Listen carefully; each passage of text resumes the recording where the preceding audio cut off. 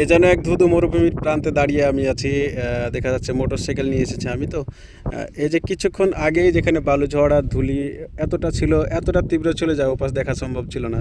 এমনকি 20 ফিট আগে কি আছে সামনে কি আছে সেটা বোঝা যাচ্ছিল না। আমি যখন যাই এই আমি আসলাম যে লাইন পড়ে আছে, এটা আমার মোটরসাইকেলের লাইন, হয়তো বা বাতাস উঠলে এই লাইন মুহূর্তে মিলিয়ে যাবে।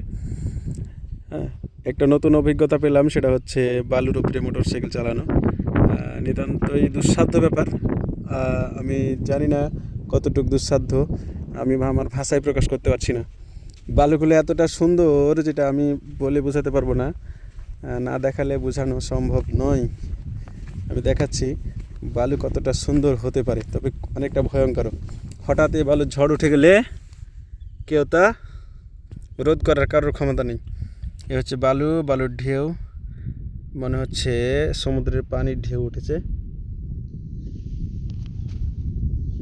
এগুলো হচ্ছে বালির ঢেউ। এতটা ভয়ঙ্কর কিছুক্ষণ আগে ছিল যা হয়তো আপনাদের আমি বোঝাতে পারবো না। হুম, এগুলো হচ্ছে পুরোই বালুর ঢেউ।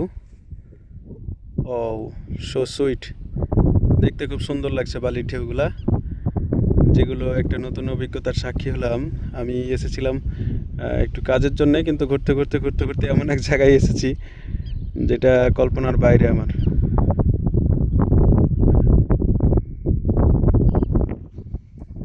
এ হচ্ছে আমার কি বলবো এটাকে, বিএমডাব্লিউ, অর্থাৎ সিটি 100 বিএমডাব্লিউ।